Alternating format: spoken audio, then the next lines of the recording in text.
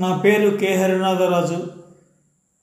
KHR Hindi motivational ఛానల్కు స్వాగతం.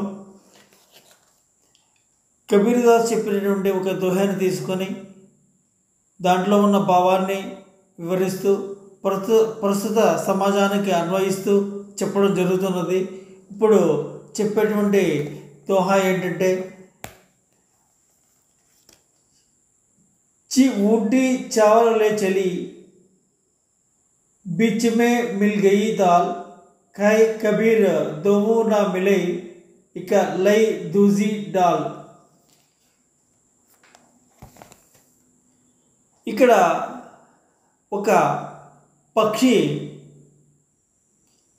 దాని నోటితో ఒక ఆహారపు గింజను, ఒక వడ్ల గింజ కావచ్చు, ఒక ఆహారపు గింజ తీసుకొని నోటితో పట్టుకొని ఆకాశ మార్గం గుండా పోతూ ఉంది. వెళుతూ ఉన్నప్పుడు దానికి ఒక గింజ కనిపించింది. తన శక్తి నోటితో పట్టుకుని వెళుతూ ఉన్న గింజ మాత్రమే పట్టుకోగలదు.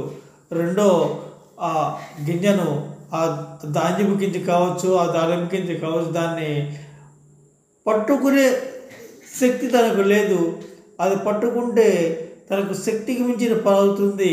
కానీ ఆశతోటి, దురాశతోటి రెండో గింజ కూడా పట్టుకునే ప్రయత్నం చేసింది.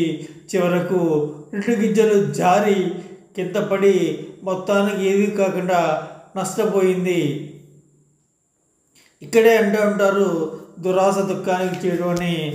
దయచేసి ఈ ఛానల్ని సబ్స్క్రైబ్ చేయండి. ఇక దీన్ని ప్రస్తుతం ఇప్పుడు సమాజానికి అన్వయించి చెప్పుకుపోతూ ఉంటే, దురాశ దుఃఖానికి చేయడం మన పెద్దలు చెబుతూ ఉంటారు. ఎక్కువ ఆశ పడకూడదు.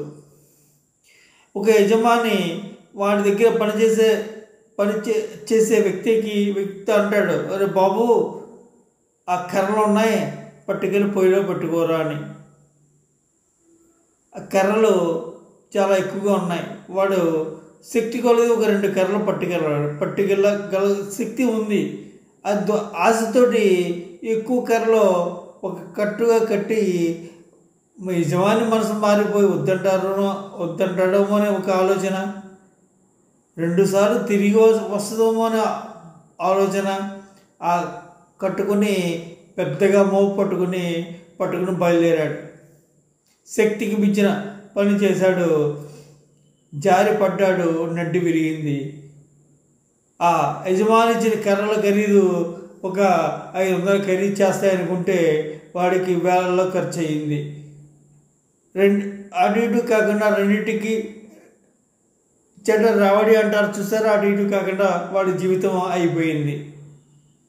ఇంట్లో అమ్మ పిండి వంటలు వండింది. పిల్లవాడికి పెట్టకపోతే ఎవరు పడుద్దమ్మా? అది ఆశతోటి ఎక్కువ పిండి వంట తిన్నాడు. జాడించి మోషన్స్ అయ్యాయి, అటు ఇటు కాకుండా అయింది, హాస్పిటల్ పాలయ్యాడు. అది ఆశ.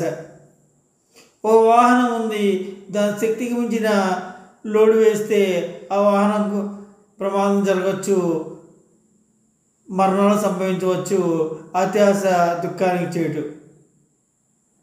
అతిగా ఆశపడి మనము మన శక్తికి మించిన పని చేసినట్లయితే మొత్తానికి మోసపోతూ ఉంటాము. ఎప్పుడు కూడా పెద్దలు చెప్పిన సామెత గుర్తుపెట్టుకుని, దురాశ దుఃఖానికి చేయడం అనే విషయాన్ని గుర్తుపెట్టుకుని, మనం ఎప్పుడు ఎక్కువగా ఆశపడకూడదు. శక్తికి మించిన పని చేయకూడదు. చేయగలిగిన పని మాత్రమే చేయాలి. అప్పుడే మనకు